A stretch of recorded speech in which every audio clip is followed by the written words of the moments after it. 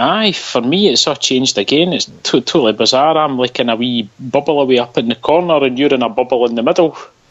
You've always been in a bubble, you know. We've got an absolutely belter hotel. We got it on that. It's on, and it's what do you call it? It's like one of the what's the word I'm looking for? You know, sort of top tier hotels. It's like really sort of, it's like 5 stars. Mm-hmm. How did they say? A swingers hotel. Describe it? No, mate, no. Could I just say something and you could put it back in with regards to us talking about Borisic signing? Nah. How no? Because I said so.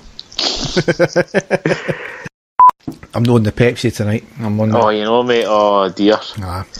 No wonder you've got a wee frog in your throat, mate. And the stadium erupts in red, white and blue. You've never seen anything like it. Let's go.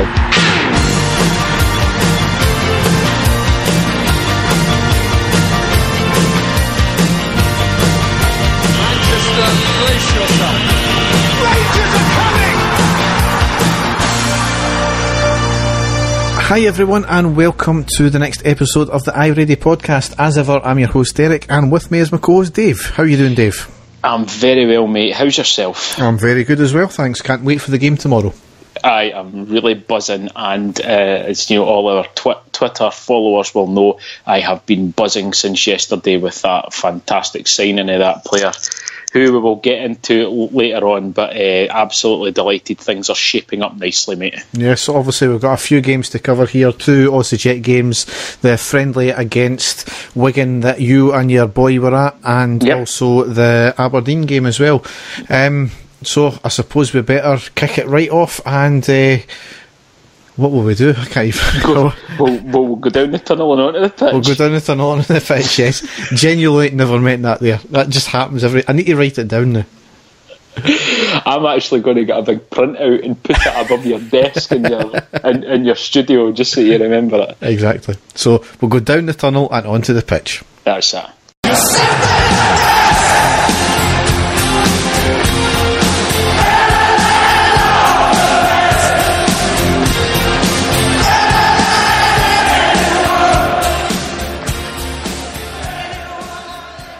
So before we get into the game, I suppose we better cover some comings and goings again in the transfer market because it's still not closed yet. No. So I'll let you kick off with the first signing. Derek, to say delighted is an understatement. We completely out of the blue went into the transfer market and paid a princely sum, or so we've told, of 2.2 million for Croatian international left back Borna Barisic, who starred against us for Osijek. Now, Derek, over the 2 matches, this guy, in my opinion, was head and shoulders above every person on that pitch, including our team as well in both legs. I thought this guy was absolutely outstanding, and it basically came out the blue, didn't it? Now, there's been a few theories about that, which we could maybe talk about later on. There's been a few, talk about sort of a sudden wee cash injection that maybe Mr. Gerrard has been surprised about, and he's thought to himself, oh well, I could, for that amount of money, I could really get some quality into the team. It's maybe going to put a wee selection headache for him as well, Derek, going by the positions that we've got, and a lot of people saying, oh, we really don't need another left back. The way I see it, Derek, this guy is so good that I think we could oust just about anybody from the squad to put him in the team, regardless how popular certain people are. This guy's an absolute star, mate, and he's got to get his game, and I am absolutely delighted that we've got him, and I really can't wait to see him in action. Yeah, it's certainly exciting. He was the star of the Osijek team for the games we played against them, and obviously it's got the Tims absolutely raging about that for the fact that the panic buy because they played well against a Hughes for 2 games and you're a weak side anyway. So but apparently we were looking into him anyway, and we just happened to play him, and obviously he's had some details from Nikola Katic as well. Yep. So well, the thing that gets me, Derek, is it showed you how highly rated the guy was, because apparently that he was classed as being their main threat, and I think in training they practice basically trying to snuff this guy out of the game, and then obviously scored into his Ibrox, which didn't work after all of that. So it shows you how highly our management team rate the guy, and I think you can genuinely see that with Steven Gerrard. I think he looks chuffed as anything as well that he's got him on his side, So I think it's came completely out of the blue. I know you were saying that we were maybe looking at him. I never heard this, anything like that at all. I think something has happened, Derek, and there's been a wee, maybe extra bit of cash that's been offered to Mr. Gerrard, and that's been the first guy that he's thought of genuine quality to go out and get, and we've managed to get him. And it's funny as well, Derek, that we go outside of Scotland, go to a team, put a bid in for a player that's accepted, and the next day he's here and he's signed. Quite funny that, eh? Yeah, I mean, but according to Hand in Hand, I think it was a case of they, were looking for, round about that anyway. So it was, or even less than that, and they were quite happy when we put that bid in. So, it's good to see. Certainly, I'm absolutely delighted, mate. And like I said, we will hopefully get to see him on Sunday when we play St Mirren. So really look forward to that one, and it will be interesting to see the personnel changes being made, for him to play in his natural position. And I'm sure that I've heard that there's been maybe some movements on some of our players in the positions already, which I'm sure you'll get into later on. So we'll wait and see. I would just like to also say that there must be somebody from Glasgow Rangers that listens to our podcast, mate, because what did we say in the last pod about our tour to Ibrox? We said that they should definitely bring back players signing in the manager's office at Ibrox. And there you go, Barisic, picture of him sitting at the desk that we were at just 2 weeks ago, signing for Rangers, and the last person to sign at that desk was actually Lee Wallace. So I was absolutely delighted seeing that. Did you spot that, Derek? I never spotted that. No, that's fantastic. Yeah, it is. If you go back in, there's official pictures of him at the manager's desk signing. So again, here's hoping that that's a good omen that he's signed along with such absolute world class great players that we've had in the past. So it just shows you there's got to be. I'm definitely taking credit for that one, Derek. I did see the pictures of Jimmy Bell putting his number on his shirt and all that kind of thing. Yeah, quality. Yep. There's a few other kind of things here. It's nothing confirmed as of yet, but certainly what those confirmed is we did put a £200,000 bid in for Kyle Lafferty. Hearts won £1 million. Usual suspects think it's shocking that we're lowballing them. He's had talks with Anne Budge and Craig Levine, but no new bid has been put in yet. Levine has actually came out and stated that we're out to get Lafferty on the cheap, but he doesn't blame us at all because he would do the exact same. Exactly. So I'm liking the cut of this guy's jib even more with the way he's been acting. No, I know he's. As I say, I think he's. I think he knows the people that he can wind up easiest, Derek, and that's the people that he tries to target. But fair play to him, he's not made any major issue out at Craig Levine. Whereas if it had been any other manager out there would have been an absolute outcry, wouldn't there? So refreshing to see, shall we say? Yeah. In terms of Lafferty, would you want him? Because I certainly would. I put a tweet out saying that he would certainly do a job for us. So. Derek, I'm still split, to be perfectly honest with you. He had a very good season last year. As you know, Derek, I work with a lot of jambos. Some of them are die-hard jambos. I can hear my big mate Ewan laughing the new one because he knows who we're talking about. But I basically got told that Lafferty is lazy and he basically plays for the cameras and he only turns up in big games, to which my reply was, well, nearly every one of your games is on the TV and is a big game, so surely that can only be good for us. But he did do well for Hearts in the second half of the season. Last season, Derek, he was a regular scorer and a regular performer for them. I've got no doubts in his ability it's just his mindset, his temperament, and everything that happened, before, that gets me a still sort of sour taste in my mouth after everything that happened. And there's a lot of other Rangers fans that feel exactly the same way. So we will wait and see, Derek. I'm sure if he came on and scored the winner against Celtic at Parkhead, my attitude would change very quickly, wouldn't it? But, exactly.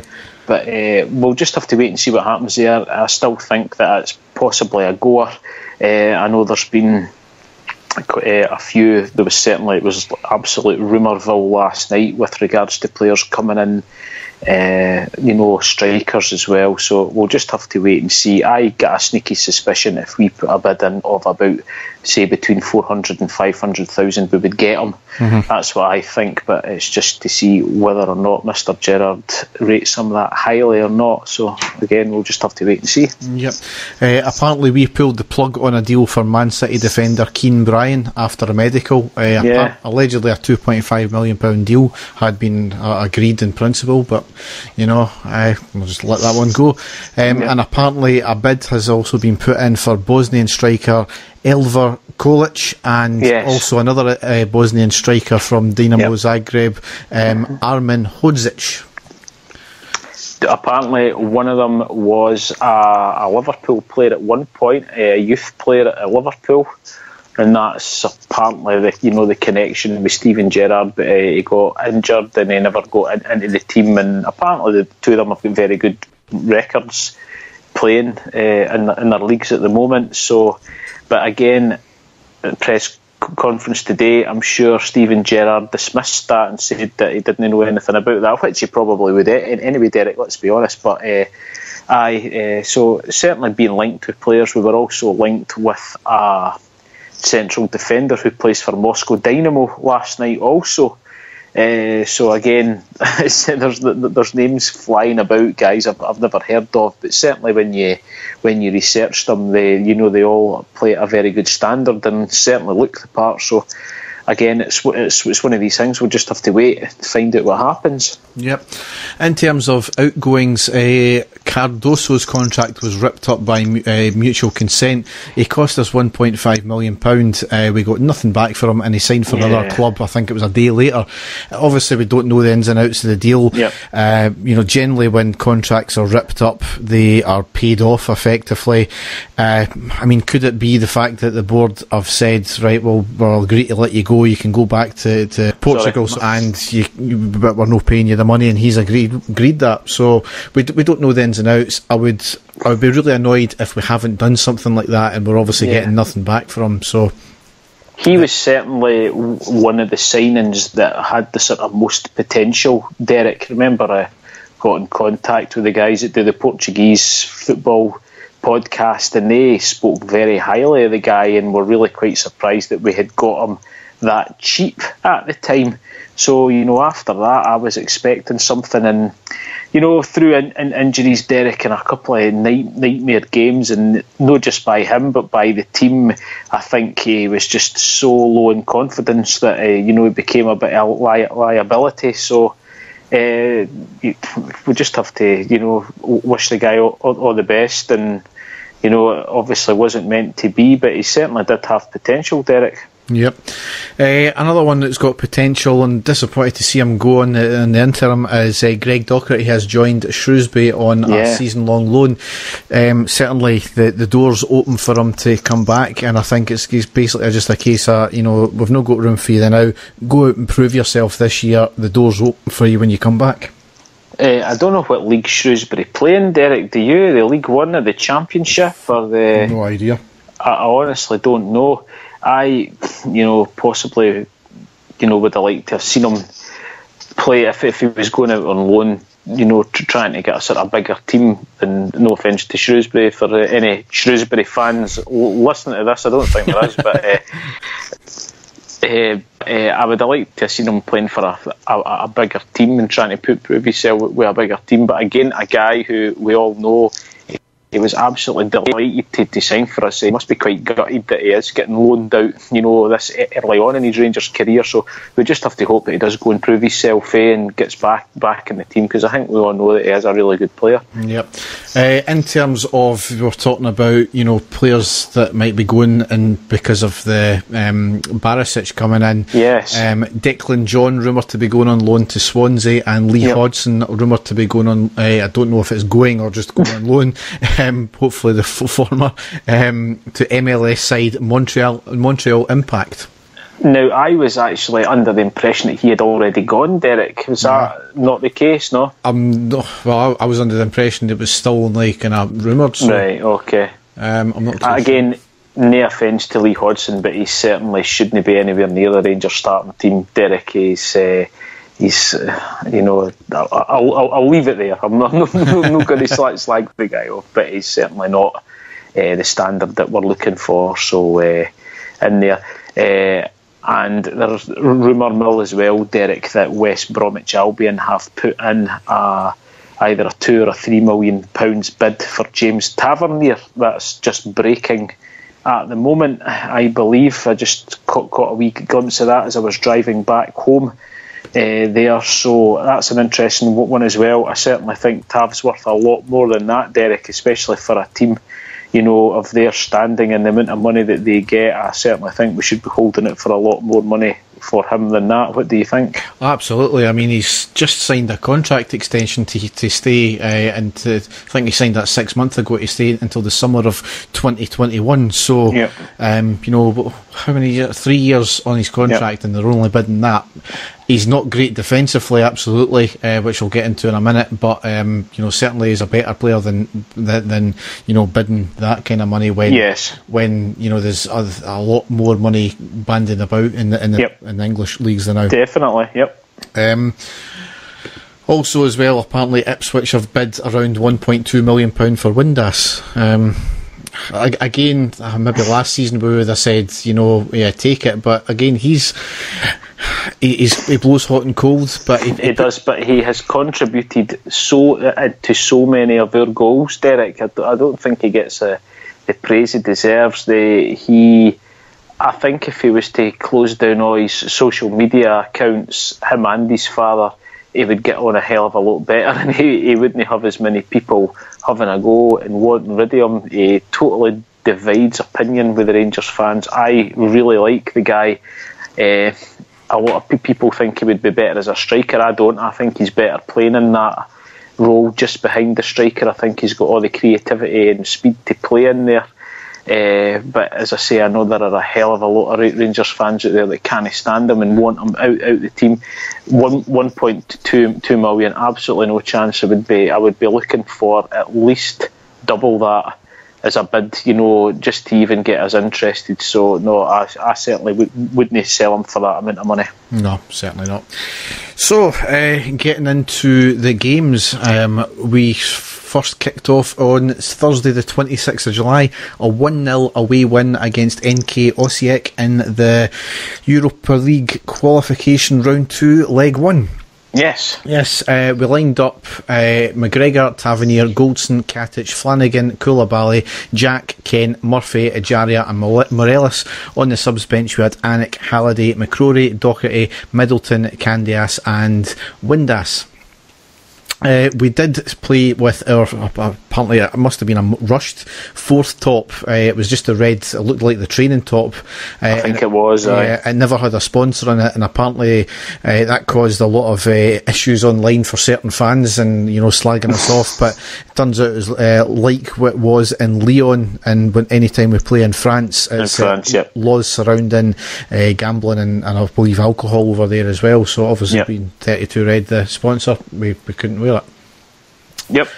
The highlight, though, of dumb fuckery when it comes to opposition fans, though, is a Celtic fan travelled the 8-hour round trip from Dubrovnik to the game just to unveil a banner that said "You're not Rangers anymore," and it was reportedly taken off him by Rangers fans. There was some Celtic shirts and tricolours seen in the home end as well, which is just sad, isn't it? But Derek, they're not obsessed with us. Not at all. No. Not at all. No. The least said about that, the better. Anyway, into the game, 9th minute there was a chance for Osijek in a crowded box, and it was shot just over the bar. On the 11th minute there was a 30-yard shot from Osijek deflected wide for the corner, and on the 13th minute there was a lovely long ball back from the Osijek player. It was a volley cross from Barisic into the middle of the box, right to the attacker, who connected with a volley and put it just wide. That would have been an incredible goal if that went in. It was 3 touches, all from basically the halfway line. Do you remember that, Dave? I know, yeah, they've been absolutely spectacular, yep. And that was really one of the first signs of how good a player this Barisic could have been. I mean, exactly, the ability to get the ball, to control it and then volley it like that, just in one move, it was incredible. Yep. So certainly from there, from early on, we've seen that Osijek were not going to be an easy pushover team. I think we knew that already, mate. I think we had a feeling, it's they finished high up in the Croatian league, which certainly is a higher standard than the sort of vast majority of Scottish teams. So, I knew we were going to be in for a tough one. Yeah. On the 16th minute we got a chance. It was a good long ball down the left hand side to Kent. Great touch, cuts inside and hits a shot on the edge of the box, and the defender got the ball just out for the corner. Yep. The resulting corner ended up with a goal on the 17th minute. It was a short 1-2 with Murphy and Ajaria, another pass out to Tavernier, who puts a stunning first time floated ball into the box, and a fantastic flicked header by Morelos into the back of the net. Fantastic to see, and I think that keeps he got his goal that he was, I think, needing to give his confidence up, wasn't he? Straight off the training ground, Derek, which was even better. You could see that had been something that they'd worked on, and worked to absolute perfection. And a tremendous glancing header by Morelos.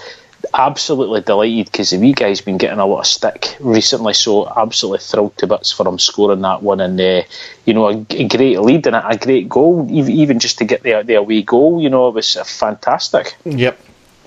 And then on the 27th minute, cross from the left hand side from Osijek.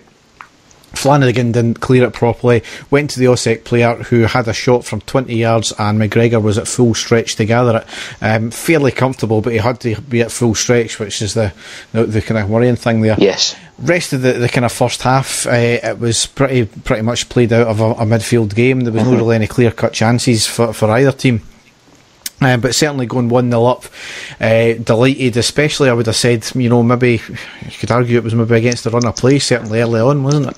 Yeah, it certainly was. They did take control of the match, but as you say though, Derek, it was getting contained more in the midfield coming to the end of the first half, which was encouraging for us, because we knew that we'd kind of weathered the storm, and it was getting played in the midfield area, and we did look particularly strong in that position. So I was really pleased at half time. Yep. And then into half time, apparently the Osijek head coach had a wee bit of a bust up with Gary McAllister as they were walking off. So I mean, this guy, he was, what did he look like? He looked like a Ned dressed out of town. Was it a white t-shirt, dress trousers and jacket, and wearing gutties as well? He looked like a guy that you see like out in the town, a guy that's maybe in his younger days was maybe a bit of a player, but now he's in his 40s, he's got a bit of a beard gut, but he's still trying to dress like he did when he was a lot younger. That's certainly the opinion that I got of him. Yeah, it's not the last time we'll be mentioning him anyway. No. Anyway, into the second half, 47th minute, Osijek had about 2 or 3 chances. It was well defended. One kind of, just about off the line by Tavernier, and the follow-up was a thunderbolt which was going on target, but it was kind of deflected out by and away by one of our players. 63rd minute was a good save from McGregor with his feet after a bad touch by Tavernier in the box, allowed Osijek to get the ball and hit the shot off. 67th minute, Murphy came off, Windass came on. 77th minute, Ajaria came off, McCrory came on. 93rd minute, Morelos came off and Middleton came on, and that's where we rounded up. Again, there was no really any clear cut chances for either team after really that, certainly no that I've put down anyway, and it rounded out a 1-0 win, and it was apparently our first away win in Europe since the 2008's victory against Sporting Lisbon in our run to the UEFA Cup final. Fantastic. Here's hoping that's a wee omen, Derek. Exactly, yes. Obviously I did say we'll we'll mention the Osijek head coach again. In the post-match, and in between this game and the next game, he did try to start a war of words with Gerrard and calling him a very tiny man, which,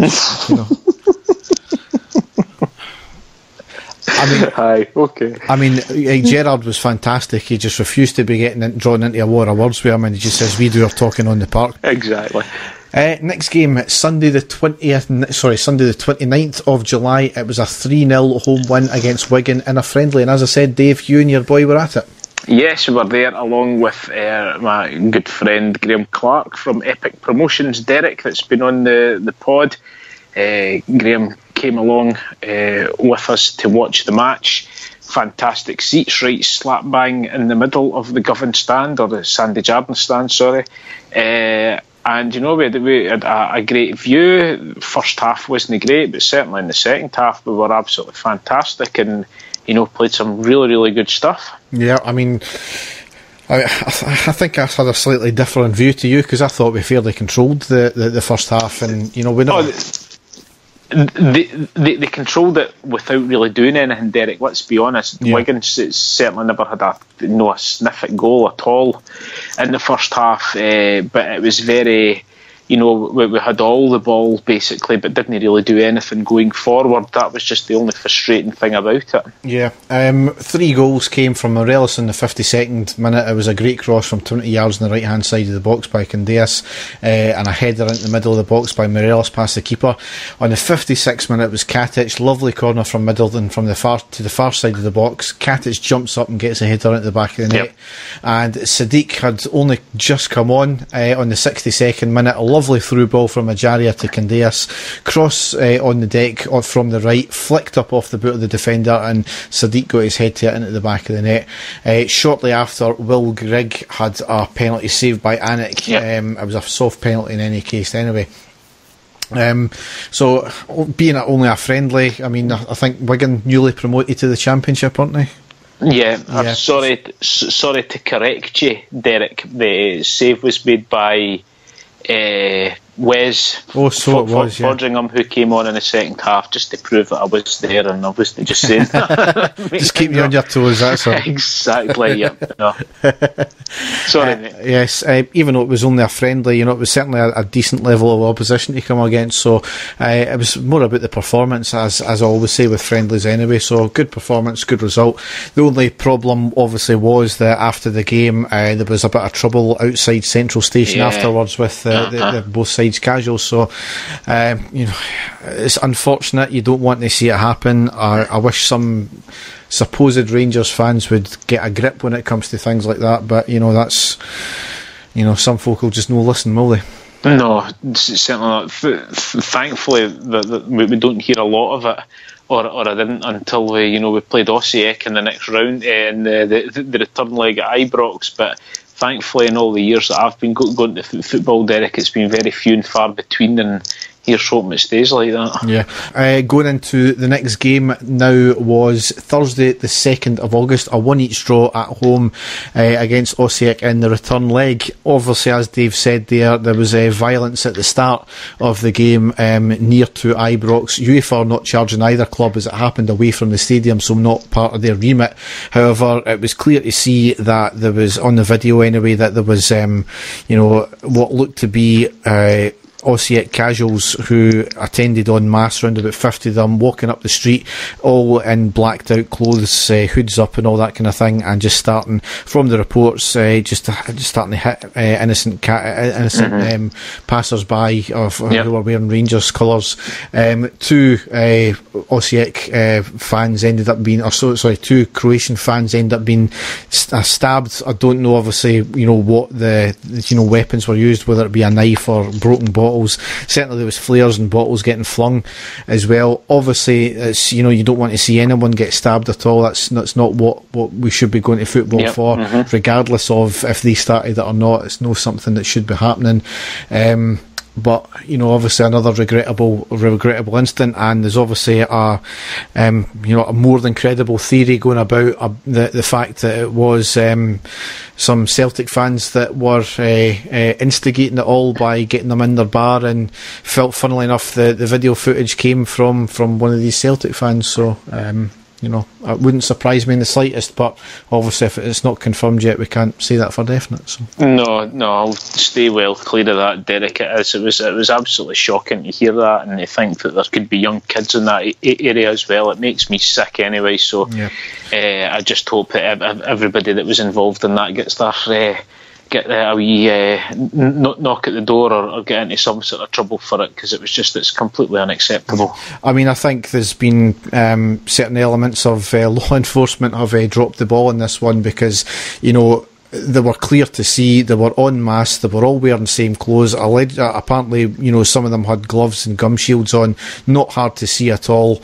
And, they've managed to walk up that same place en masse and cause a bit of havoc. Yeah. So, as I said, I think the ball has been dropped in that one. And as somebody pointed out, all it taken was a Google search of their fans, and they had 2 incidents of going abroad to 2 separate countries and causing issues last year. So it's not hard to look up these things. No, so definitely not. Into the game anyway, we lined up McGregor, Tavernier, Goldson, Katic, Flanagan, Koulibaly, Jack, Kent, Candeas, Ejaria and Morelos. On the subs bench we had Anik, Halliday, Arfield, Windass, Middleton, Murphy and Sadiq. Second minute, the corner into the centre of the box, Koulibaly unmarked and volleys it over the bar. Excellent chance, wasn't it? Great chance. It really, if they'd got any type of half decent contact with that ball, Derek, it'd have been in the back of the net. It actually looked harder for him to scoop it over the bar from where he was. But that would have really set us off for that match if he'd have scored it at that point, but it wasn't to be. No. 12th minute, great pass from Morelos to Jack, takes the ball forward into the box, hits a good shot and forces a save. Shortly after, the ball wasn't cleared, Candeas hits a great shot, forcing a great save from the keeper, which is spilled. Morelos tries to run onto it, but he's caught offside. 17th minute, ball slipped through to Osijek in the box, hit a half-hearted shot, forcing a save by McGregor, who stood up to it. Good save there. 19th minute, shot by Jack from 20 yards, but fairly weak. It was a great hold-up play though by Morelos to give Jack the ball in the first place. I mean, I think Morelos played a blinder this game. I've been critical of him, obviously, especially with the fact that he's meant to be our main striker and he's playing this hold-up play and allowing other players to get forward. But this is the game where he really did shine doing this, I felt. No, it was excellent, Derek, yeah. 20th minute was a shot by Morelos, but it was a comfortable save by the keeper. 30th minute, there was a chance for Osijek, who had a shot blocked by our defence. 32nd minute, there was a mix-up in the Osijek defence. Morelos just about got there, but the ball was knocked out for the corner. 47th minute, good play by Osijek, eventually getting the shot off with a great double save by McGregor out for the corner. It was a fantastic double save, wasn't it, Dave? Yeah, incredible. Yeah, I think maybe even the second one was better than the first one, actually, Derek. I think it was slightly, not as spectacular, but certainly a bit trickier than the first one, so no, absolutely fantastic. Yep. And on the 41st minute, Kent whips a ball across from the left. Morelos gets a foot to it but couldn't direct it goalward.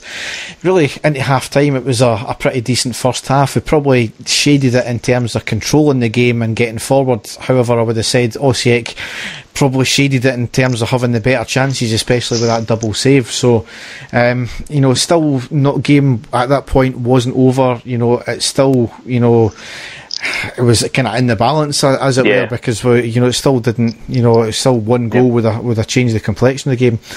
Anyway, into the second half, 51st minute, a stinging ball in from the right by Tavernier, but fisted away from danger by the keeper.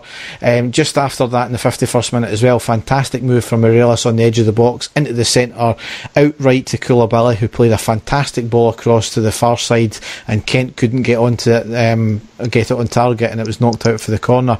We then had, it was good passages of play, getting in good positions, but we really weren't able just to get the final ball, get shots away, which has been disappointing. However, just after that, 53rd minute, it was a goal by Katic. It was a lovely free kick from the left by Tavernier, missed by the defenders and the keeper, headed back into the box by Morelos, and Katic gets the head to ball into the far side, into the back of the net.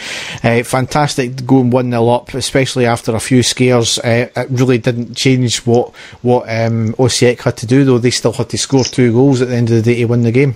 That's right. It was a bit of a strange goal for me, Derek, when I seen it back in the replay, because he basically, when he scored the goal, he had, right in front of him, all he had to do was hit it, straight on, but he sort of headed it diagonally over into the bottom corner, instead he just sort of straight into the middle of the goal. But so what? But it was just, I thought it would have been a much easier header for him just to hit it straight, if you know what I mean. But thankfully it still went in. On the 68th minute, there was a quick break from Morelos, shooting on the edge of the box but deflected up, and the keeper managed to save it. 74th minute, Koulibaly off and Arfield came on. Just after that, Ajaria gets the ball after some tenacious play by him. Took the ball forward, bad pass to Morelos, who hits the ball into the side netting. It was kind of the right move and right idea, but just the ball was a bad execution to Morelos, wasn't it? Yep, no, it was. It was, as you say, he did all the hard stuff.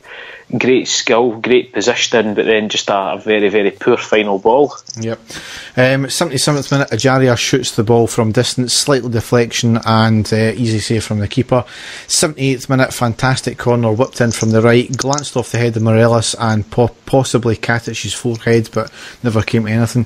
83rd minute, great move, switching wings in the kind of box area, finishing with Tavernier have a rasping shot from the edge of the box that just went wide.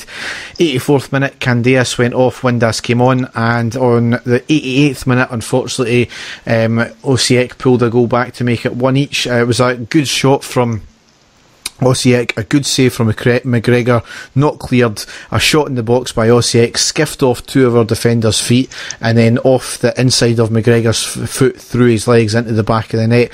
A bit of fortune in that case as well, but I think, you had maybe seen it coming for a few minutes, they're starting to get a wee bit more into it, and, obviously they got the goal. Never really changed the game, and it did make the game a wee bit nervy for the last few minutes. Yep, certainly did, yep.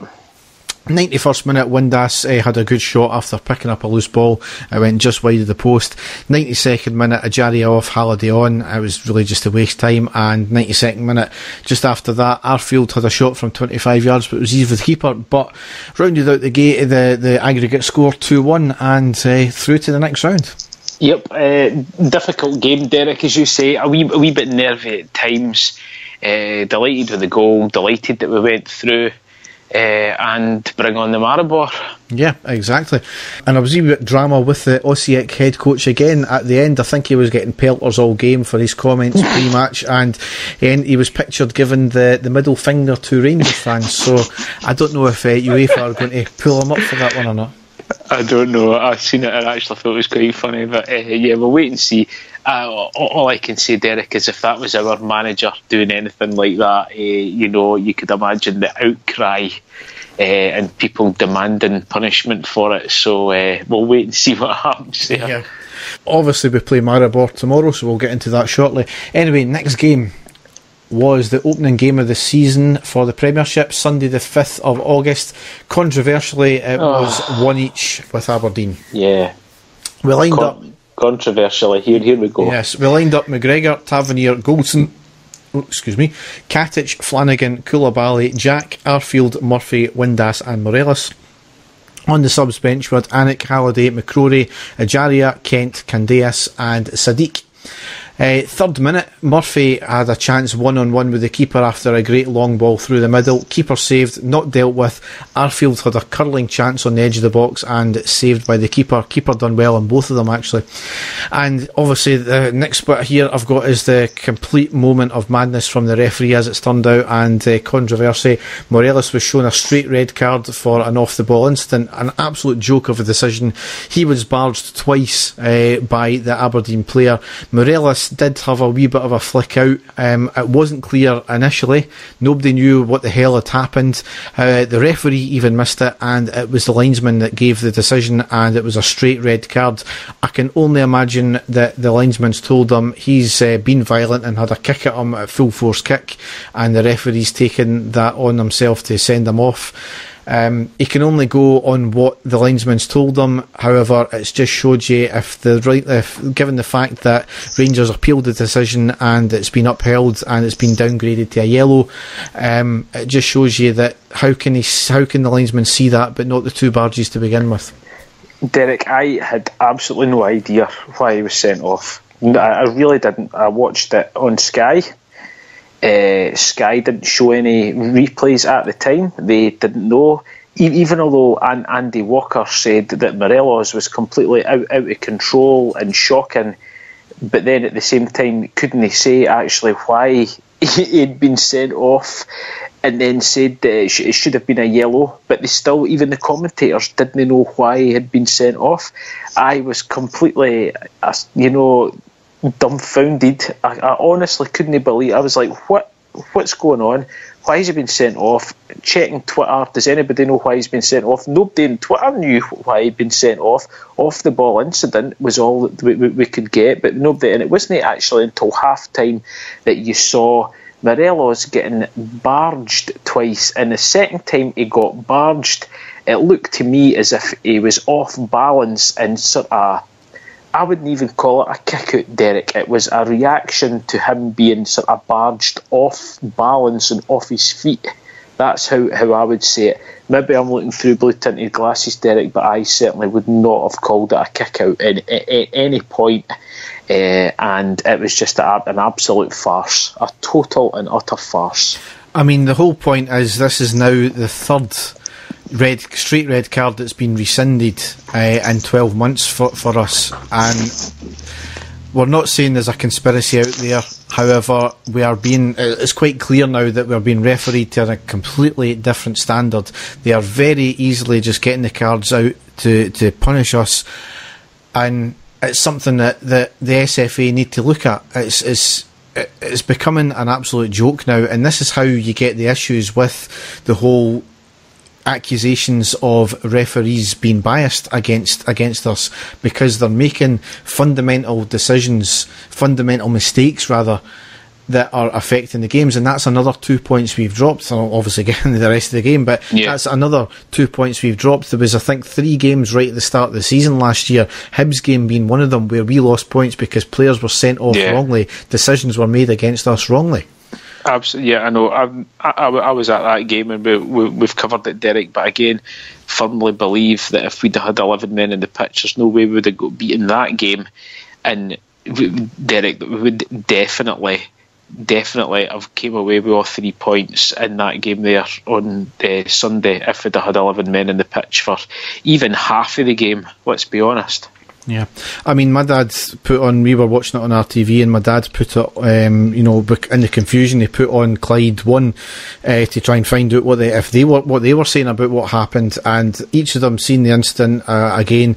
They actually got the rule book out, and each of them said, gave their opinion. The rule book was apparently using excessive force in a violent way. Now, each of them said there is absolutely no way that was a red card.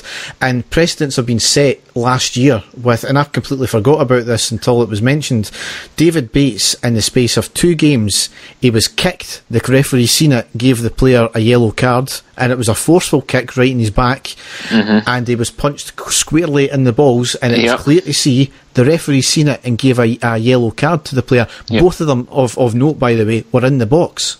An off the ball incident, which should have been arguable penalties. So a precedent was set there, and I would have said both of them were red card incidents, because they were using a lot of force compared with this one.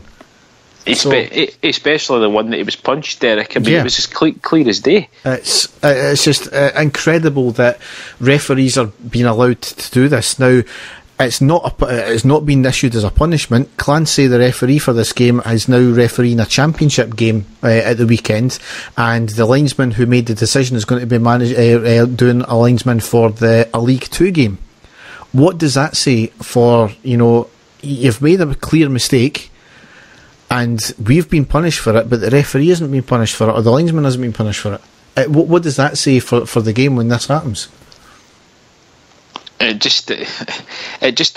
shows you, Derek, that there's either, as you say, we're getting refereed to a different standard, or the standard of refereeing is just so poor.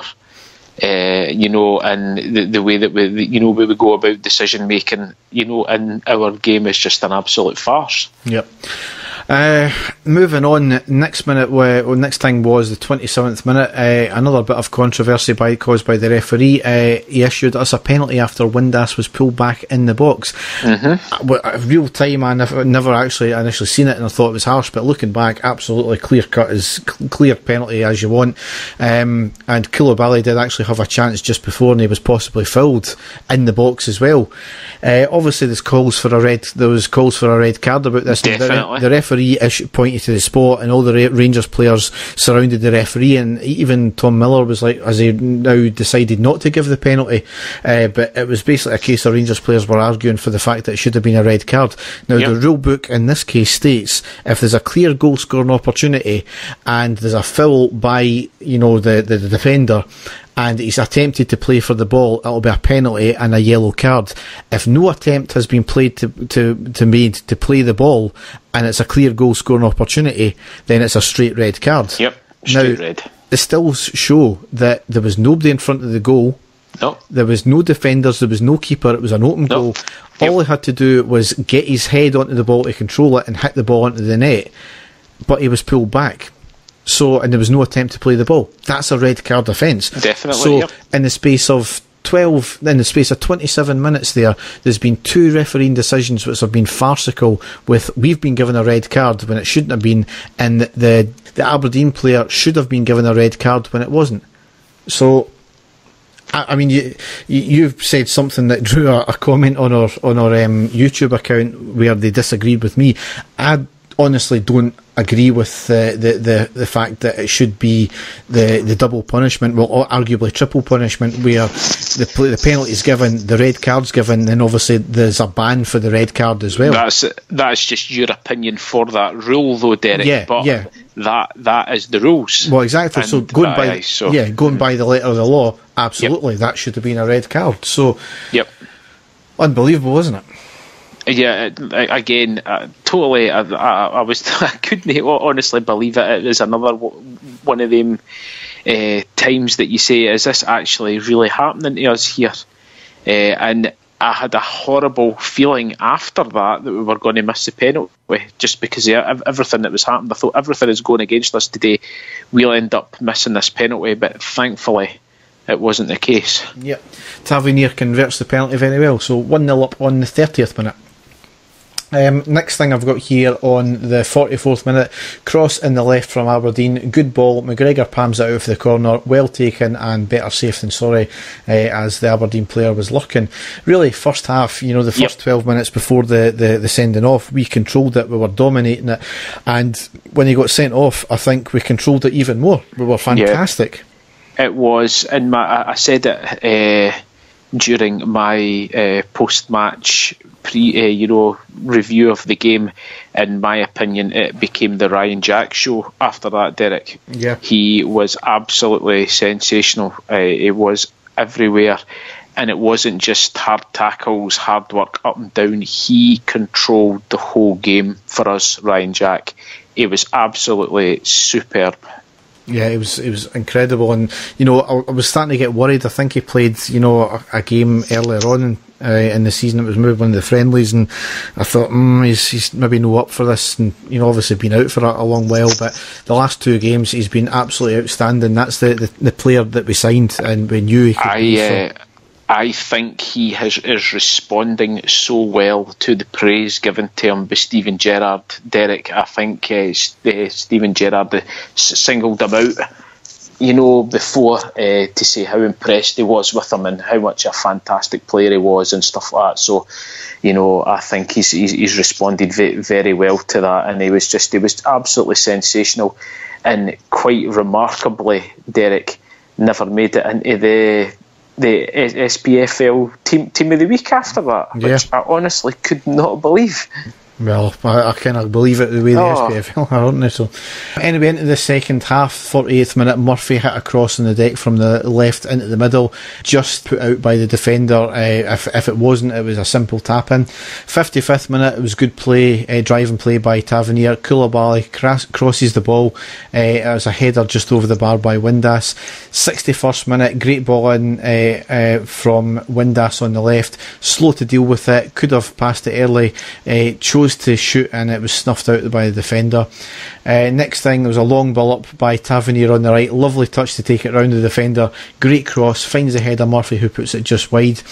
68th minute, was a corner from Aberdeen, whipped it in and the attacker got his head to the ball, but it was well over.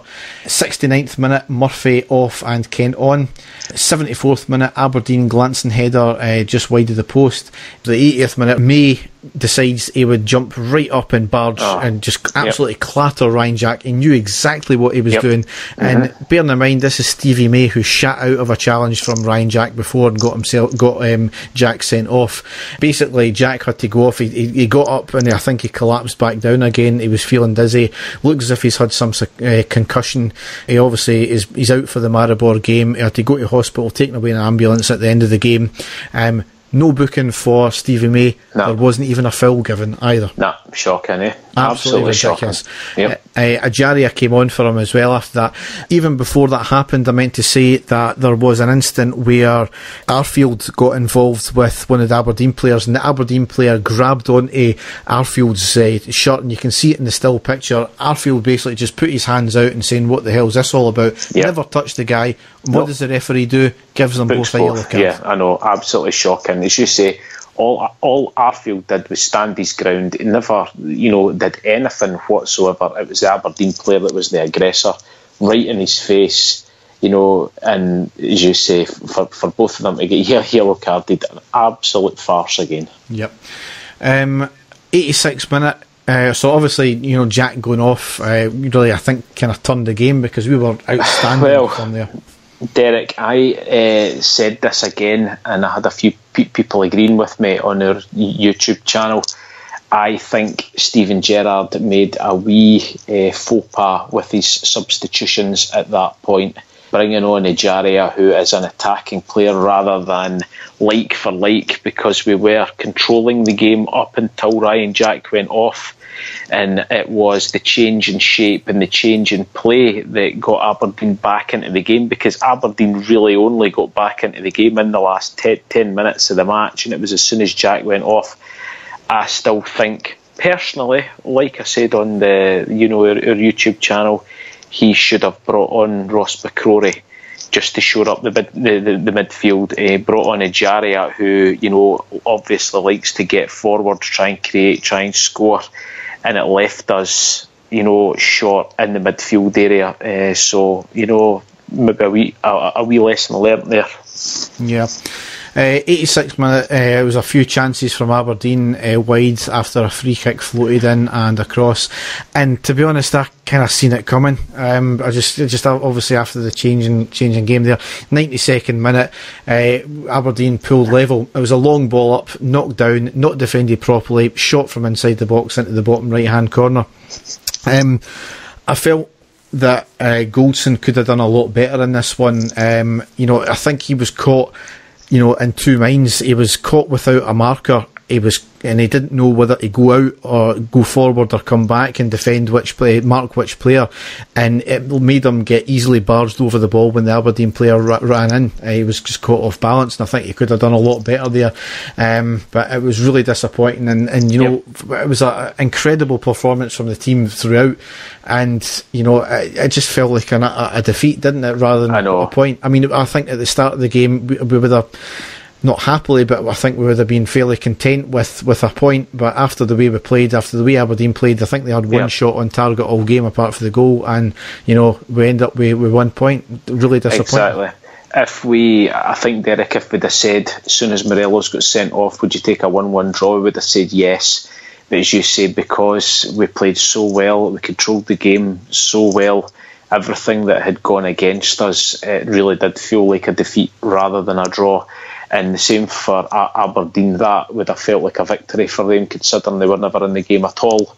throughout, and got, everything, went their way in that one, and we still managed to control the game. I still think if Jack had stayed on, if he hadn't got injured, we wouldn't have got beat. We wouldn't have got beat. We wouldn't have drawn that match.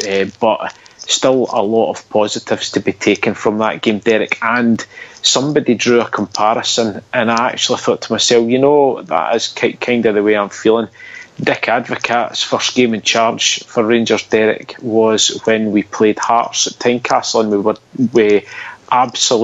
were all over Hearts that game. We played absolutely fantastic, and we ended up getting beat 2-1 completely against the run of play. But we all knew how well the team played, and we all knew that was just going to be, that one blip in that one game. And I kind of did feel like that as well, because to go to Aberdeen with 10 men and completely boss the game and control the game, it's absolutely fantastic. So we really should be looking at the positives, I think, mate, rather than the negatives. Yeah, I mean, it was a great performance all round. Very happy with the team and the way we played, and it was great comments from Gerrard after the game as well, saying he is very happy with the team. Obviously disappointing, and he did have words really about the referee, which he's apparently not going to get any SFA charges. How very nice of them on this one.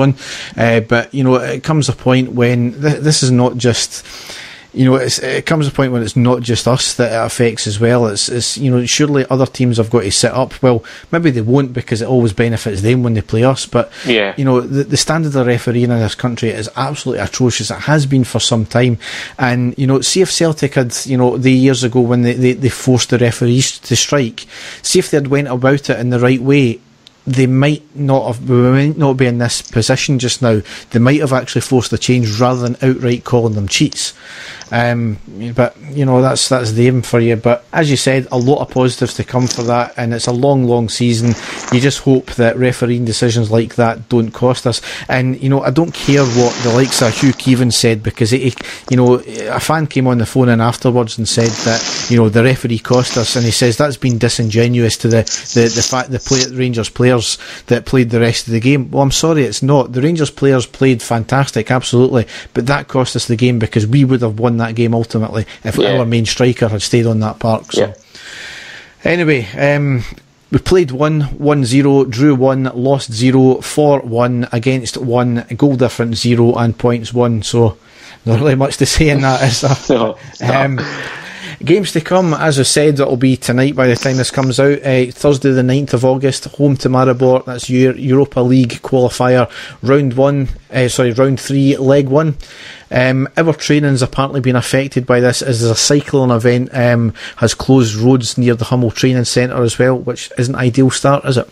No, it certainly isn't. I think there's loads of roads throughout Glasgow have been closed off. It's caused a lot of problems, but as you say, for us it's quite a difficult one, and here's hoping it doesn't affect preparation in any way, Derek. Nope. Sunday the 12th of August, that's our first home game of the season in the Premiership. That's at home to St Mirren. And Thursday the 16th of August, the second leg away to Maribor. If we get past this round, it sets up a tie with either Russian side UFA or, amazingly, our old foes Progress Niederkorn. Yeah, I actually can't believe that they've made it through this far, Derek. So yes, how we would love a revenge match against them, but I think the Maribor game is going to be very, very difficult. This is a top quality team. I'm actually quite looking forward to the Maribor game, Derek, because I think this is going to show us how far we've came in a very short space of time, against a quality team. So I'm looking forward to it. Let's just hope that they put in a really good performance. Absolutely. I mean, certainly if we can get through this round, we've got a very, very good chance of getting into the group stages, which I think is probably beyond what anybody felt we would do. And do you know what? There's been part of me that's enjoyed these European games. There's been part of me also that's been really kind of nervy about them, because we're trying to get to these group stages. So, but I actually don't think there's much pressure on us, Derek, to be honest with you, because I think the vast majority of us didn't think that, just going by the horror show last year, that we would get anywhere near the group stages. So I don't think there's as much pressure on us, and I hope that filters through, and that, it doesn't put any extra pressure on the players that they're not already under, and that, it could hopefully make them relax a wee bit more and, have a better performance. But who knows? Who knows? And the next game after that is Sunday the 19th of August away to Killie, as we were drawn against them in the League Cup. Mm-hmm. So I think that's on TV as well, I think so. Yep, definitely. Right, so it's Dave's turn now to do the classic match. And there it is! The final whistle's gone! Rangers have won the European Cup Winners' Cup! So Dave, we decided to do the classic match a wee bit differently this week, didn't we? And you had picked 3 games that you had researched, and we put a Twitter poll out, and thank you for all 36 people that decided to take part. Yeah, definitely. We're going. The game that's been chosen, Derek, was the Scottish Cup final from 1999.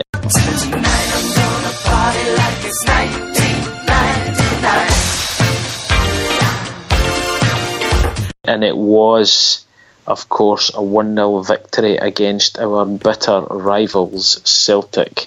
And as well as going for the third part of the treble, Derek, under Dick Advocaat in his debut season as Rangers manager.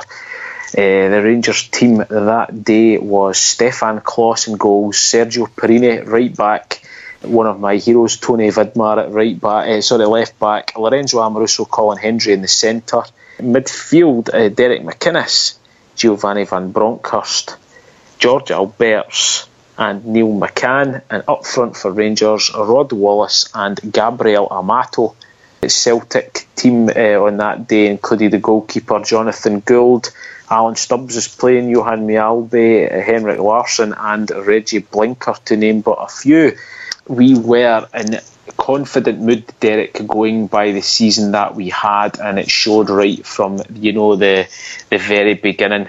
It was a great show of strength just about in the fifth minute by Lorenzo Amoruso. Shoulder charges Henrik Larsson to win the ball and just completely turns him inside out, passes the ball to defence. Just really, confident play there by Big Amo. It was great stuff to watch. Then on the 20th minute, Tony Vidmar was fouled the corner of the box. It was a free kick to Rangers.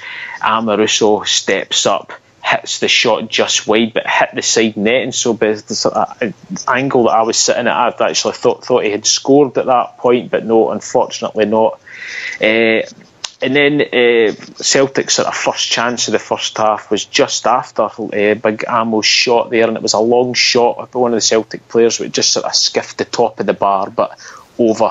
Then on the 27th minute, Rod Wallace runs on a through ball, sort of miscontrol, and Jonathan Gould saves it. He really should have done better. He really should have got his shot off there. A player, had a fantastic season for us. We were, we'd have put our mortgage on him scoring that one, but unfortunately it didn't come off.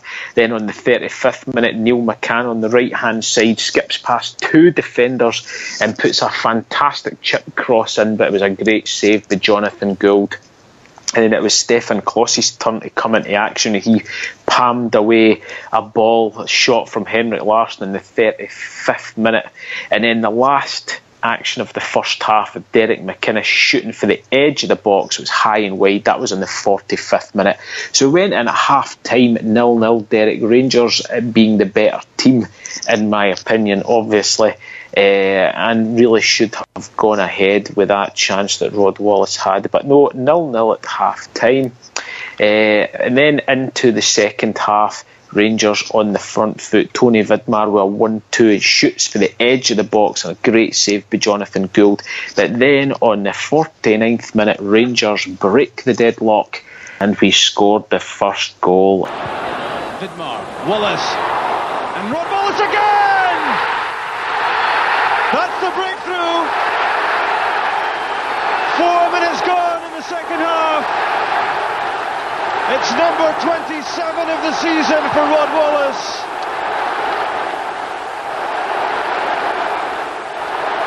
He took it well. It was a good ball in from Vidmar. It caused problems. Ricocheted and a break of the ball definitely. But Rod Wallace was very, very sharply onto it. McCann went in with Sturz. Look how he took it there. The keeper was coming out. Just very, very quickly drew on him his left foot. It was a good cross from Vidmar initially that caused the problems. He got wide. He just sent it in low. Rangers have the breakthrough. And that's what it meant. Tony Vidmar on the left-hand side. He put in a great cross for Neil McCann in the middle. Neil McCann sort of scuffs his shot and deflects, but it falls straight into the path of Rod Wallace, who hits it low past Jonathan Gould to make it 1-0 to Rangers. Fantastic stuff. And then on the 49th minute, just after that, great skill for Gabriel Amato. He did a pirouette in the ball. 3 defenders round about him didn't know what the hell was going on. It puts a great ball out to George Alberts, who shoots straight at Jonathan Gould, just to the side of him. It would have been one of the goals of the season, but unfortunately it didn't. 61st minute, Morton Weghorst, a good chance with a shot which was saved by Stefan Klos. And then Celtic again, another chance. Alan Stubbs shoots for the edge of the box, another save by Stefan Klos, and then followed up about 7 minutes later by Henrik Larsson, but a tame shot straight at Stefan Klos as well. So Celtic were coming back into it, but then in the 81st minute we really should have wrapped it up. George Alberts on the counter-attack, great cross ball to Gabriel Amato. He controls it and shoots a fantastic shot and an absolutely sensational save by Jonathan Gould. Again, that would have been a phenomenal goal on the counter-attack. 84th minute, George Alberts was scythed in by Tom Boyd on the left wing, and from that free kick, like miles and miles out, nobody, should even have thought about having a shot. Big Lorenzo steps up and batters the ball, and it just missed by a matter of centimetres for the top of the net. Really unlucky there. And then right at the death of the game, the 87th minute, Stefan Klos proving his worth in gold with a fantastic double save. First one comes back into the Celtic midfielder, who shoots and hits Lorenzo Amoruso on the stomach. After that, obviously they were all claiming for penalties, but Big Amo's stomach got in the road. Quite clear that it wasn't a penalty there. And then the very last chance was a Giovanni Van Bronckhorst free kick at the edge of the box. He went up, hit it just over. As soon as the ball went over, the referee blew the final whistle. Rangers had won the Scottish Cup and also won the treble, Derek. And here's a sweet moment coming up for Lorenzo Amoruso and the Rangers players, management and supporters.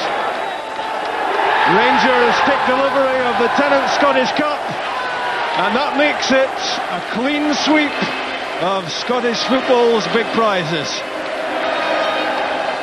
Fantastic game, fantastic memories, fantastic players.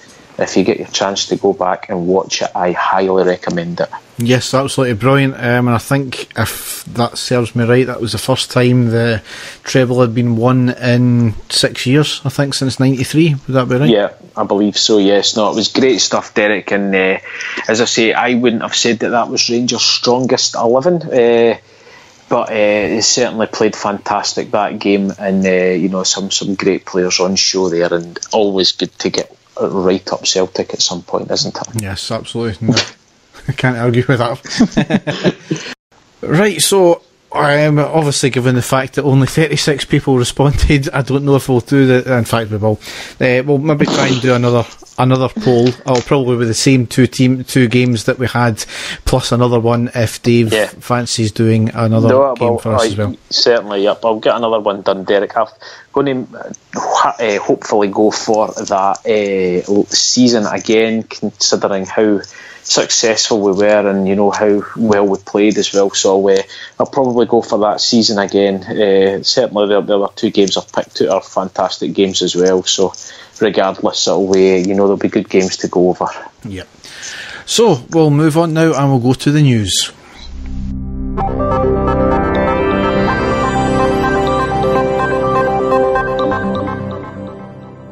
So we kind of covered part of it in the last episode this time. Now the kit deal has apparently been settled out of court before the final court hearing with Sports Direct.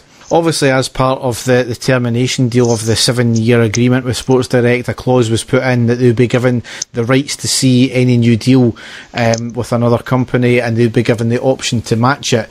They claimed we didn't give them all the details. We claim we did. In short, it's really not been confirmed by the club yet. We're still waiting on details coming out, but it appears to be that Sports Direct will be the supplier of or the retailer for our kits and merchandise for the next year. And it's no. That's still not been confirmed yet, Derek. But as you say, it looks highly likely that that's what's going to happen. Yeah. Ultimately, that it's not going to be any worse a deal than it's going to be basically the exact same deal that apparently whoever, I think it was JD Sports, that were going to offer us anyway. A lot of fans and a lot of speculation, and I think the club have kind of fucked up on this one here because they haven't came out and said what the deal is. But a lot of fans seem to think that we're going to be locked into Sports Direct forever. Well, unless the club have been absolutely stupid and put locked in another rolling clause that happens every single time, like the same clause, this is only going to be for this year or for this period. If it was like a 2-year deal with JD, or if it was a 1-year deal, as I said, nothing's been finalised yet. Too many bumping their gums. They're already calling for a boycott if it's Sports Direct at this stage, given the fact that it's going to be a deal that's going to favour Rangers a lot more than any retailer will. It's only going to harm the club. So, wait, Derek, I think we said it. Remember when the deal was renegotiated for the strips at Sports Direct? I think we all said that if the terms were, a hell of a lot more favourable to Rangers than what had been, and let's be honest, that really couldn't have got, it was as bad as it could get. We all said that, it wouldn't bother us if it was Sports Direct. I'm still of that opinion. There's a lot of people are extremely annoyed, which is fair enough. But the way I see it is, if the club are going to benefit from it, then, that's what I'll go. I think the vast majority of fans would go to the club shop regardless to get it. But if they didn't, then it really doesn't bother me that it's Sports Direct. I don't know if you feel the same way. I think they burned their bridges a long time ago with me, and I think with a lot of fans as well. If there's another option to buy it from Rangers where it's not going to affect them, it's going to at least give them the same money, then I'll certainly be doing that, and I can imagine there's a lot of fans that'll do that. Exactly, yeah. As well. If going through Sports Direct and whatever guise it may be, whether it be the Rangers shop or online or whatever, and it has to be done through Sports Direct, as long as we're still getting the money we're due from it, and we're the better of it, then I'll do it. I won't be making a beeline for Sports Direct anytime I'm in the town. If I ever want like an umbrella or a pair of sports socks or anything like that, I'll be still boycotting them that way. But or a giant mug. Well, exactly. I wouldn't be doing that. But if it's the only option for Rangers merchandise, then I'll do it. And I think the long and short of it is, Rangers gave us the hint. Don't buy the merchandise the last time. They couldn't outright say it for legal reasons, but they gave us the hint. Yeah, we would prefer you didn't do it.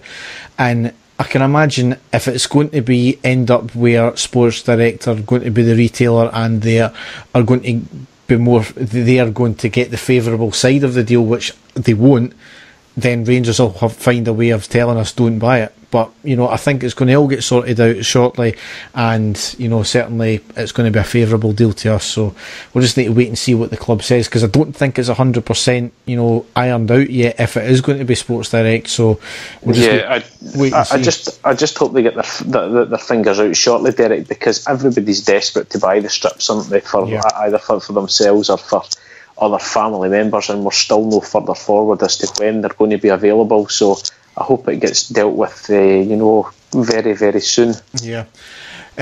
Just kind of going slightly on the back of it, I've got a theory about this, is that former Crystal Palace chairman claims that Steven Gerrard will be allowed to splash the cash thanks to a mysterious benefactor.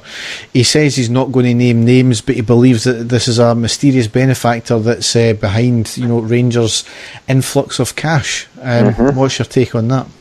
Well, that's what I said right at the very beginning of the pod, Derek. This is just my theory here, Derek, and we probably will never find out, but I honestly do not think that the Barisic deal was on the table at all for us. I don't think that Steven Gerrard thought he would be able to get a player like that, and then I think something has changed very suddenly, where he has been told, right, we can go out and we can strengthen the squad even more. Who do you want to bring in? And he was able to say straight away, that's who we're going for now. The whole thing coming from Simon Jordan is quite strange that he's came out and said that, considering his footballing background himself. He has been talking up Rangers a lot over the last few seasons, and he's had a lot to say about it. And as I say, him and Andy Walker had their wee spat on Talk Sport with regards to it. He certainly thinks that Rangers have been very harshly dealt with everything that happened, and they should have been given a lot more help from the footballing authorities when we went into administration. To which Andy Walker, of course, disagreed with them and basically said it was all our own fault and we get everything we deserve and blah blah blah, as Andy Walker would. Very strange that he's always came away with it, things like that, Derek, and now all of a sudden he's coming away with a statement like that. Is it him that's the mystery benefactor? I was going to say that it could be, yeah, because he's certainly worth a fair bob. Yes, so as I say, I've got my theory on the whole thing. I think that we have come in some money. It's been very, very quiet, and that's the reason that we've been able to go out and sign him, and we're now getting linked to some other players. So I think we'll just watch for here on. I think everybody's just desperate for some good news on that front as well. Well, I mean, I think that it will need to come out in the accounts. I mean, don't quote me on that one, but I'm pretty sure that if there's an influx of cash somewhere, that it will need to be shown in the accounts come the December when they're meant to be done, or the interim ones. However, my kind of theory on it, and it linked to the previous story about the retail deal, is I kind of get the impression that maybe that the board have put the money up themselves in the knowledge that they know they are going to make an absolute fortune off this retail deal. The money that's going to come in from that will be massive, and they've maybe thought, right, we'll put the money up front now because we know we'll be able to take the money back and get it back through this retail deal. So that's my theory in it. But as you said, if it might be Simon Jordan for all we know. So. Just going by his background, Derek, footballing background, when he was the chairman of Crystal Palace, he's certainly very knowledgeable in these things, and he did say quite a few times that he would be interested in getting back into football side of his life and his business. So who knows? We'll just have to wait and see. But just very, very strange that he's making this big noise all of a sudden and could coming away with statements like that. You wouldn't come away with statements like that unless you were in the know. So it's very interesting. Yep. Something we meant to cover in the last pod was obviously Dave King has been back in court in relation to the takeover panel contempt of court issue. A judge basically stated that he didn't care how it gets done, it's just got to get done now. No deadline for this has been put in the media, so I don't know, there must be a deadline for it at some point. Obviously it still relates to the takeover panel wanting the money ring fenced, which he done. Then they want to change the goalpost and wanted the money in the UK, which Dave King has said that it clearly takes time to transfer £11 million from a South African bank into a UK bank. It's not just like opening up a bank account here. So we've not heard any more about it. There'll be probably something rumbling in the background obviously about it, and we'll need to wait and see. As much as it doesn't affect Rangers in terms of shareholding or anything like that, obviously anything that Dave King might want to do in terms of invest money, that's going to be hindered now that he's had to put up this extra money to fund this. So we'll need to wait and see again what happens with that. On the 13th, 14th and 15th of August, Lee Wallace and Kenny Miller of disciplinary hearings to be heard with the SPL. Obviously, they're both appealing the fines that Rangers gave them in relation to the bust-up with Murty at the end of last year. Does this mean that we're going to actually find out exactly what happened, Derek? I don't know. I don't know if these things are kept behind closed doors, but certainly Miller's not been shy about making comment about us, considering he's the manager of another club now, which is amazing. Lee Wallace, obviously, with Barisic coming in, you would probably think that there's no chance he's going to be in the plans. Back training with the first team, though, I've noticed. So it's not as if he's been banished away to train with the youth players or anything like that, Derek. So I think they've got Rangers have got a duty of care with players as well. At the same time, though, they can't just say you're no training with us. They've got to, if they want him off the books properly. I mean, he's still got a year to go with his contract. Yeah. There's rumours that he's been getting used as a make weight for the Lafferty deal. Yes, so I've heard that as well. Yep. So it'll be interesting to see what the SPFL make of this. Obviously, it's going through the players' union as well, so we'll see. As I said, Miller making comment about us in the media. He ran to his favourite red top, the Daily Record, claiming that someone within Rangers was trying to force him out. I just think that's a load of bullshit, given the fact that his contract was up at the end of the year anyway. Why would anyone do that within Rangers? And plus as well, we re-signed him for a year's extension that same year as well. So if somebody was really trying to force him out, why would they allow him to get another extension? It's just, he's talking utter out his arse, isn't he? It's true what you said, Derek. Regardless of what you think of Kenny Miller's playing wise, there was always the common denominator there. Players, certain players causing trouble, when that was with three managers, and he was always right in the centre of it, wasn't he? So there's no smoke without fire, and as you say, but we knew that he would go running away. That's another. It's a shame, because the guy was a quality player for us, and he's not going to be remembered for that, is he? No, and he had a wee dig at Morelos as well, I think, in the media as well, about his red card. So it's he can't keep his mouth shut, and there's reasons why he's in the position with Rangers he is now, and he could have been seen at some point by some fans as a legend for what he'd done. Yes. However, absolutely, I can't imagine any fans, because I certainly don't see him as a legend given the way he's acted with us. So, and like I said, Derek, it is a shame, because that's not the way that he is going to be remembered. So, and that's the way that he should be. Let's be honest, but it's not going to be like that. Yep. Next thing here, Celtic release another statement about giving us only 800 tickets for their game against us on the 2nd of September at Parkhead. They've came out and stated that they didn't want it this way. Rangers made a unilateral decision. They want dialogue between us and them and the SPFL, and state it's a shame for the spectacle of the fixture.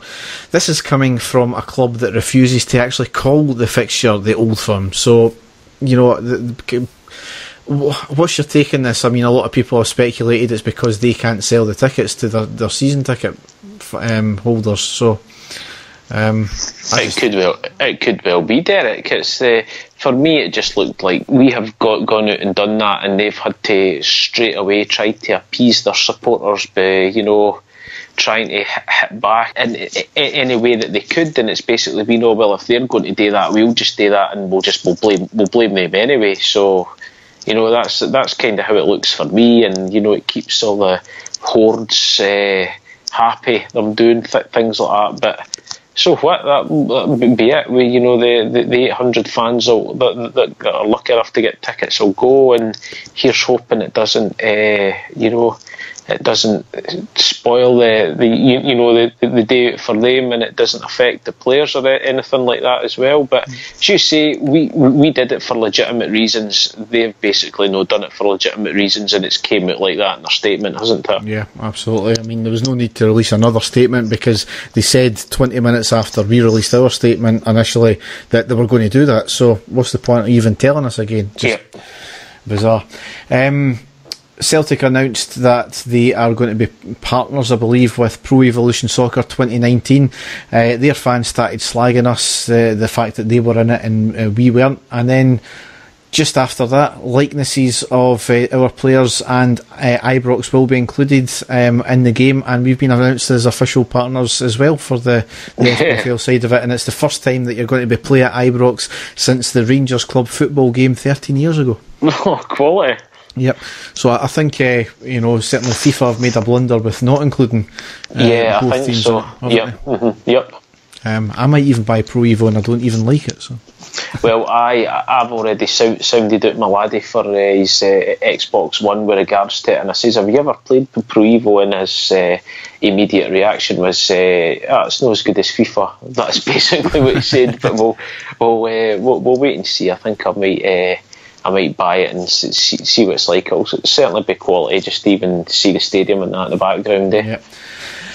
Martin Wycorn has joined Derby County on an apparent £7 million deal, which is crazy. There's still some dubiety about the fact if there's a 10% sell-on fee, so but potentially we could get £700,000 from it. However, we don't know yet. So okay. But just baffling that a player like that can go for £7 million. It just shows you the craziness of the English. Aye, it's completely bonkers, Derek, let's be honest. And that's, again, if there has been a bid of £3 million for James Tavernier, and they can go out and spend £7 million on Martin Wycorn, that's when you know that we should be demanding a hell of a lot more than £3 million. So I think historically we've allowed players to go for we've undervalued players. And folk were moaning the fact that, well, look at him, £7 million and we let him go for peanuts, and it's like, well, you can't really. It's like judging apples and oranges. You're signing a player from the SPFL who, with all the intents purposes, is a shit league. You're signing, Waghorn from, I think it was at Ipswich he came from, and maybe not the greatest a team and maybe not the greatest a league, but it's a damn sight better than what we've got. And rightly or wrongly, the English teams think they can go up to Scotland and bid peanuts for players. I don't know, but that's another story for another day. It is, yep. Last thing I've got here is obviously just the shocking verbal and physical abuse Nacho Novo received upon arriving in Belfast Airport and as he arrived for a bloody charity game. Video of a Celtic fan verbally abused him, singing I hope you die in your sleep, and he was threatened as well. Nacho confronted him. The guy has been outed. He's deleted all his social media. He was apparently a freelance roofer, and the company that used him stated that he'll no longer be working for them. And I believe that the authorities are looking for him also. Absolutely disgusting behaviour from an absolute maniac. It's just absolutely no need for that whatsoever. Fair enough, if you want to have a bit of banter with the player and, try and get him to, say something, that's pro-Celtic or vice versa, that's a bit of banter, Yeah, but what he did was just disgusting, Derek. Let's be honest, it was shocking, and it's good that he's going to be getting what's coming to him, and I just hope the authorities do get a hold of him as well. Yeah, absolutely. So, man banged his penis on car door before doing a poo in the street while woman ate chips. I thought you were about to say while women ate his shit. That's an entirely different website, Dave. Oh dear, right, on you go. If you're going to get yourself arrested, make sure that's something memorable. This explanation can only be the only one that works for John Henson, a man from Redcar who managed to find himself in court after an incident which he whacked his penis against the car door containing two women before doing a dump on the pavement, all while the two women inside continued to munch on a bag of chips.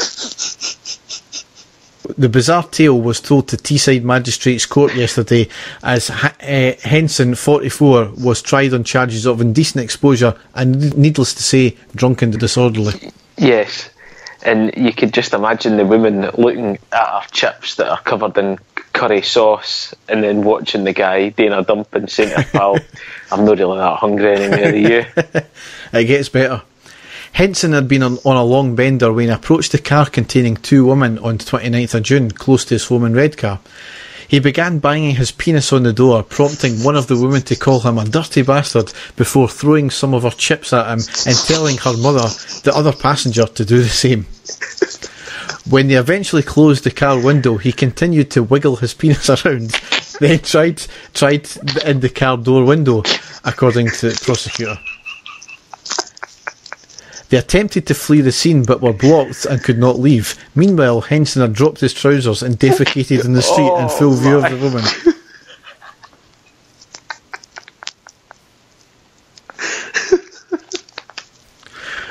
It was obscene and disgusting, said one of the victims who was in the car at the time of the incident. I normally go to Redcar with my grandchildren, but I was so glad I didn't bring them this time. The dirty bugger put me off going to Redcar. It put me off my dinner. Now, my mum and dad were down in Redcar maybe about a year ago, and it's not a great place to go in the best of times, so... Maybe the guy had the chips before he'd done that, Derek. He had the shits, maybe. That's one of these stories, Derek, that you really are getting a picture of the story in your mind, regardless of how you say it. So, thanks very much for that, mate. Yes. Somebody apparently put a comment, I love the battered sausage from the chippy, but that's taking the piss / poo.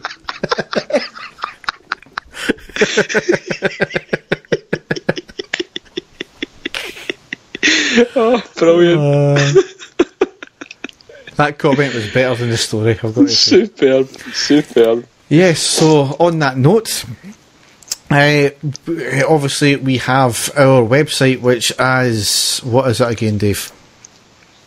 iReadyPod.com. No, it's not. Oh, yes, we have. Yes, I've got. So as ever, we have got. If you check out our website at iReadyPod.wordpress.com. No, it's iReady. No, so it's iReadyPodcast.wordpress.com. Yes. That's it. Yep. We have our Twitter site, which is at iReadyPod. Facebook.com/iReadyPod. We have our Instagram and our YouTube account as well. Excellent. So, all it's left to say is thanks for listening and goodbye. Yes, thanks for listening, folks. Good luck to Rangers tomorrow night against Maribor, and we will speak to you all soon. Goodbye. And the stadium erupts in red, white and blue. You've never seen anything like it.